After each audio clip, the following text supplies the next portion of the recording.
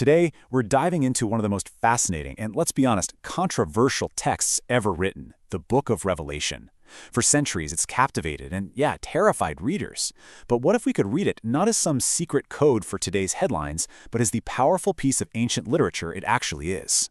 You open up Revelation and bam, you're hit with this absolutely wild symbolic imagery. John, the author, gives us visions of multi-headed beasts, locusts with scorpion tails, cosmic battles. It's so easy to get completely lost in all that chaos. But what if these images aren't just random nightmares? What if they're actually a deliberate, symbolic language just waiting for us to understand it? So, here's our game plan. We're going to build a toolkit together. We'll look at the Revelation enigma itself, decode its supernatural beings, unpack its words and symbols, and even explore some of its biggest eternal concepts.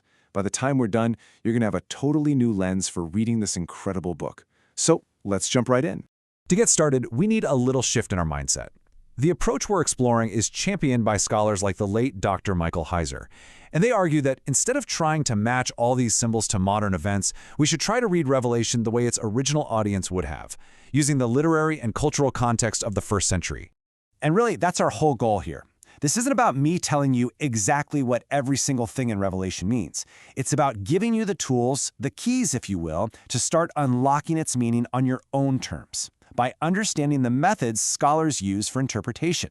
All right, let's start with all those strange creatures. The very first key scholars use is to focus on function over form. You see, biblical writers were often way less concerned with giving you a literal photographic description and much more concerned with telling you what a being does or where it comes from. Okay, this one's a classic. We all have this picture in our heads of what an angel looks like, right? And it almost always involves a pair of giant feathery wings. But is that picture actually biblical? Well, when you put the two side by side, you see this fascinating contrast. When angels actually show up in the Bible, think about the two who visited Lot and Sodom. They're described simply as men. No wings are ever mentioned. That popular image of the winged angel, it's a really powerful cultural tradition, for sure, built up over centuries of art and stories, but it isn't based on the biblical text itself. This really highlights a core principle for how to read well. As Dr. Heiser puts it, his point is simple, but it's profound. We have to stick to what the text actually says and avoid adding our own details, no matter how popular they are, if they aren't there in the first place. So, what about all that language of angels coming down from heaven? Well, it's not about the mechanics of flight. Think of it as theological geography. Up there is the divine realm. Down here is the earthly one. So when an angel descends, it's about their origin and their status. It's theology, not biology. And this same principle helps us decode even the more monstrous figures. Those bizarre locusts that come up from the abyss in Revelation 9, they would have sounded strangely familiar to a first-century reader. They echo ancient symbols of chaos, like the terrifying scorpion men who guarded the underworld in the Epic of Gilgamesh. John is tapping into a shared cultural fear of chaos and judgment to make his point hit home. Okay, on to our next key. Decoding Revelation isn't just about the big, crazy pictures. Sometimes it's about individual words. To really get a symbol, you have to dig into the word behind it, in its original language and its historical setting.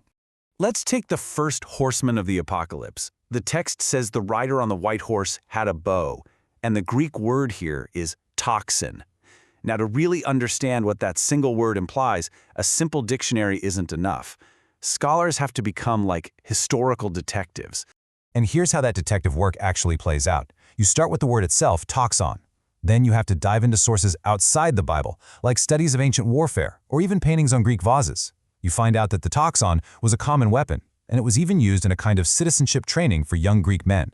All of this extra context gives the symbol real texture and historical grounding.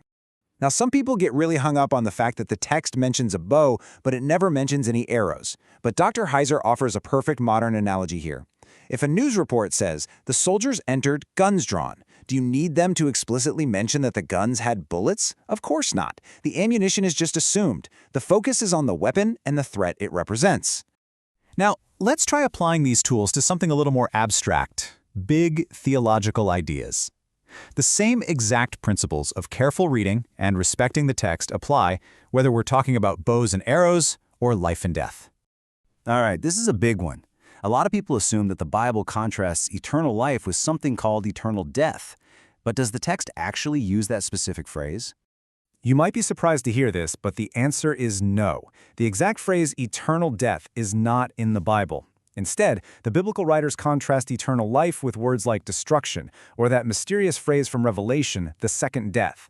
And that very specific word choice opens up a major and very nuanced scholarly debate. This basically leads to two main interpretations. The traditional view holds that hell is a state of eternal, conscious suffering. But there's another view, called annihilationism, which argues that the second death is just that, a final, irreversible destruction, a complete end of being. In this view, it's the result, the destruction, that is eternal, not the actual process of suffering itself. The crucial point here is captured perfectly in this question from Dr. Heiser. Revelation talks about a future where death itself will be destroyed. Well, that raises a pretty serious logical problem for the traditional view. If death is gone, how can people continue to experience a state of dying or torment forever? It's exactly this kind of tension that makes annihilationism a serious scholarly position that has to be considered. So, after our quick tour through beings and words and concepts, what have we actually learned? Well, we've assembled a toolkit that's really powerful, not just for Revelation, but for pretty much any complex ancient text. Our toolkit really comes down to 4 keys. First, always focus on a symbol's function, not just its form. Second, remember that context is everything. Language, history, and culture matter. Third, and this one is so important, resist the urge to add details the text doesn't actually provide. And finally, respect the nuance of these complex debates and recognize that they often exist for very good reasons. And you know, when we use this toolkit, something amazing happens. Revelation stops being this scary, indecipherable book of predictions.